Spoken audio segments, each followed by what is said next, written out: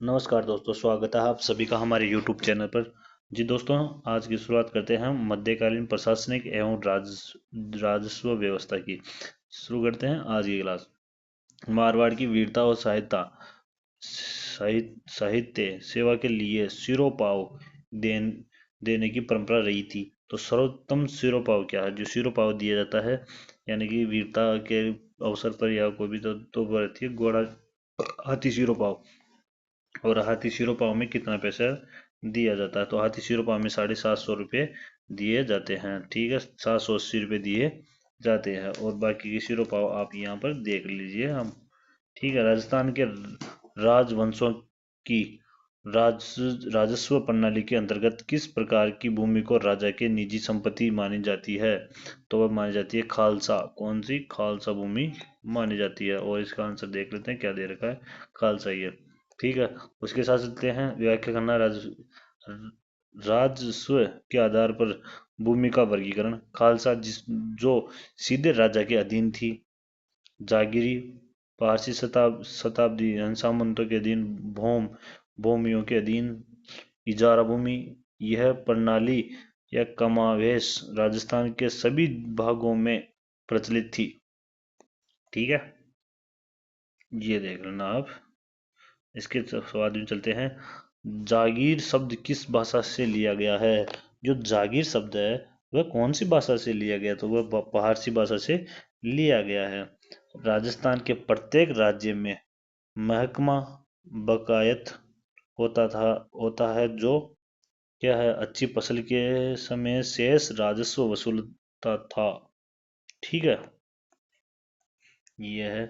इसके साथ चलते हैं। इजारा किसे के लिए जाना जाता है? जो इजारा है किसके लिए जाना जाता है?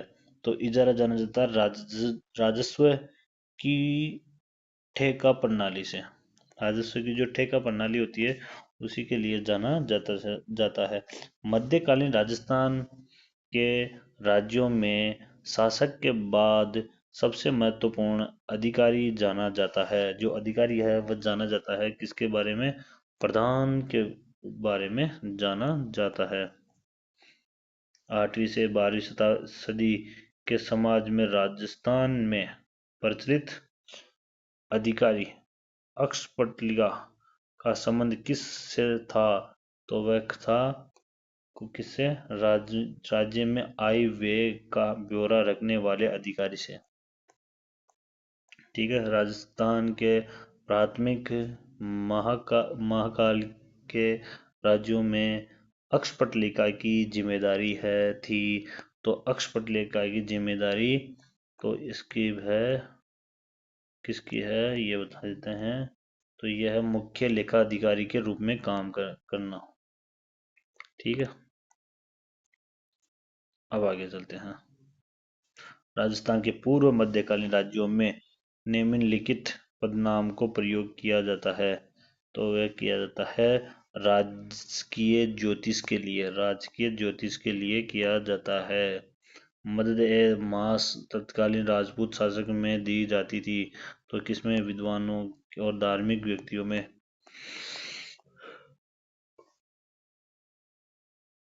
मध्यकालीन राजस्थान में जब्ती एक प्रणाली थी। तो जब्ती एक प्रणाली थी तो वह कौन सी थी? भू लगान निर्धारण की एक विधि। ठीक है, आगे चलते हैं। कौन सी भू राजस्व व्यवस्था राजा टोडरमल से संबंधित है? कौन सी भू राजस्व व्यवस्था है जो टोडरमल से संबंधित है? जब्ती। आगे चलते हैं। राजस्थान के इतिहास में पट्टा रेख क्या अभिप्राय है? तो वह है पट्टा में लिखा हुआ निर्धारित कर। 16वीं 17वीं शताब्दी में राजस्थान में नील का कारोबार अत्यधिक विकसित था। और नील हमारी सांस्कृतिक विरासत में रही है। और अब इस विरासत का गवाह रहा है। तो कौन है? बयाना भरतपुर। कौन है? बयाना भरतपुर है। कौन सा कथन सही नहीं है? तो कौन सा कथन सही है? चारनोत भूमि पर राजा का नियंत्रण होता है। चारनोत भूमि पर राजा का नियंत्रण होता है।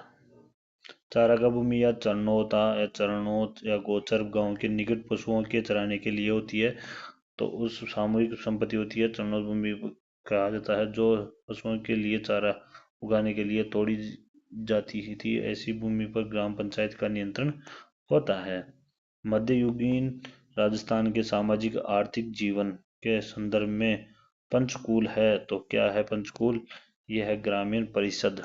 क्या है? ग्रामीण परिषद। डाबी और जीवाणी सामंतों की श्रेणी राजस्थान में कहाँ प्रचलित थी? तो वह है जैसलमेर में। अड़सट्टा क्या है? तो अड़सट्टा है जयपुर एवं जयपुर राज्य का भूमि संबंधी रिकॉर्ड। ठीक है, आगे चलते हैं।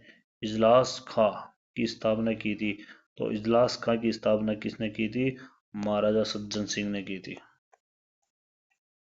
मेवाड़ राज्य में मैं महकमा खास की स्थापना की थी, तो महकमा खास की स्थापना किसने की थी? महाराणा शंभू सिंह ने की थी।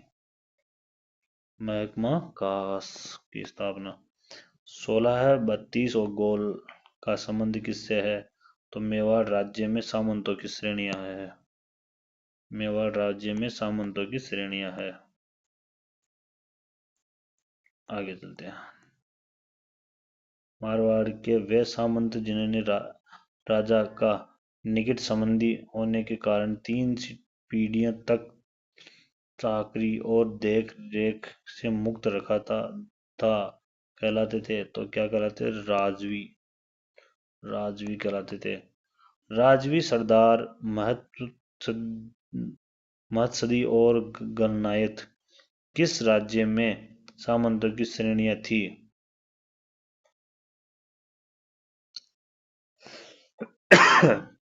तो ये थी मारवाड़ में। इसके साथ आगे चलते हैं। 12 कोटड़ी नामक सामंती व्यवस्था का संबंध किस राज्य से है? तो वह है अजमेर। यानी कि कौन सी? 12 कोटड़ी नामक सामंती व्यवस्था का। और आगे चलते हैं। अब इसके साथ ही लाठा और लठाई एवं कुंता था। जो लाठा एवं लठाई था वो क्या था? भू व्यवस्था जिसमें भुगतान फसल के रूप में किया जाता था। भू व्यवस्था जिसमें भुगतान किसके रूप में? फसल के रूप में किया जाता है, उसे लाटा या लटाई या कुंता कहा जाता है। आगे चलते हैं। मुगल सम्राट की आज्ञा अनुसार राजपूताना में शाही पदाधिकारियों द्वारा जारी किए जाने वाला कामकाज कहलाते हैं, तो वह कहलाते हैं हस्कुल या हुक्म। बादल क्या थे? तो सार्तवाह थे। क्या थे? सार्तवाह। भू बंदोबस्त की सदा प्रथा का संबंध निम्नलिखित में से किस राज्य में है? तो वह है मेवाड़ राज्य में। कौन से में? मेवाड़ राज्य में। मटक बिछाइत चू सराय क्या थे? राजस्थान में स्थानीय करों के नाम। राजस्थान के इतिहास स्थायी करों के नाम।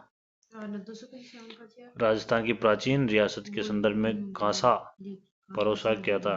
तो कांसा परोसा एक प्रकार की लागत है। क्या है? एक प्रकार की लागत। ठीक है। तिवारा कर वसूला जाता है। जो तिवारा कर होता है जो कब वसूला जाता है? तो यह दीपावली और होली के पावन अवसरों पर वसूला जाता है। ब्रिटिश काल के दौरान राजस्थान में खरड़ा क्या है?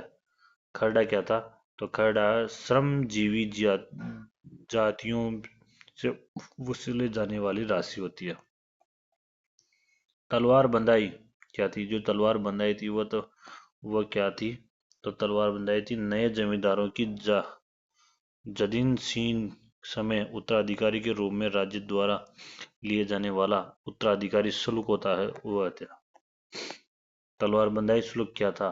तो जो तलवार बंदाई शुल्क है वो उत्तराधिकारी शुल्क माना जाता है। ठीक है, आज का इतना ही टॉपिक है, छोटा टॉपिक है। ठीक है, इतना ही करेंगे अपन। धन्यवाद।